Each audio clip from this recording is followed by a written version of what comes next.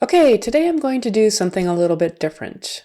I'm going to talk about foreign accent syndrome, which is basically a speech condition caused by brain damage, whether it's from a traumatic brain injury or a stroke. It caused someone who is a native speaker of their country to start speaking in a way that sounds like they are from a different country because their brain is not processing speech the way it used to. And so what I'm going to do is show you some clips from some news articles on people who have suffered from foreign accent syndrome. And I'm going to analyze what makes their speech different. So it's kind of a breakdown of what they are doing and what differences they have in their speech that makes them sound like they are foreign. Here is our first example. Do we don't know that about my grandfather?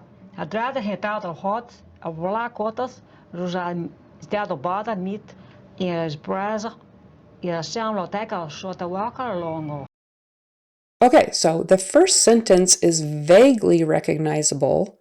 It's vaguely similar to the original, but there's a lot that's different from it. And then after that first sentence, it's hard to understand what she's saying and compare it to the original at all. Remember that this just shows how complicated the whole brain speech system is and how much we take for granted. It's a little bit easier to analyze her speech if we break it down into the words. And that's what the interviewer is going to do right now. Let's just try individual words on their own. Can you say wish? With Yeah. No. no, About. about My my grandfather. granddaughters. Okay, so for wish, she is changing the middle vowel, the I, to E. So a short I to a long E. And then she's changing the sh, the SH on the end, to a T. So instead of wish, she's doing wheat.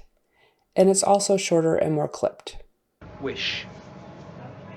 With So for the pronunciation of no, it's also much shorter, more clipped. It sounds like she's pronouncing it with the tongue in the back of her mouth. Oh, oh. And it changes the resonance a little bit, definitely shorter, more clipped. It gives it a different sound than no. The American no, and I guess the English no, it's held out a little bit longer. Oh, oh, versus oh, oh. No. no, About. Now this one's interesting. So the first part, instead of she's saying ow. And instead of ow, she's saying ah.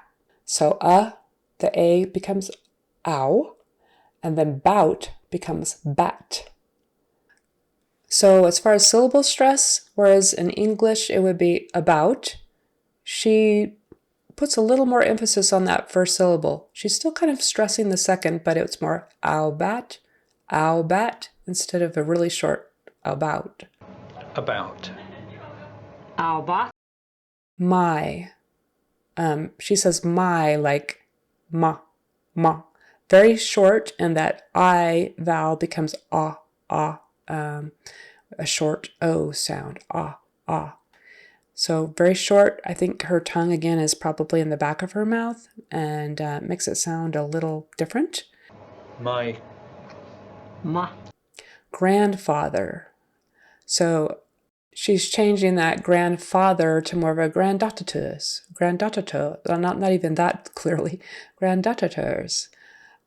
So that father, the F went out the window. Now it's like a D and a T instead of an F and a TH. So instead of grandfather, it's granddaughters.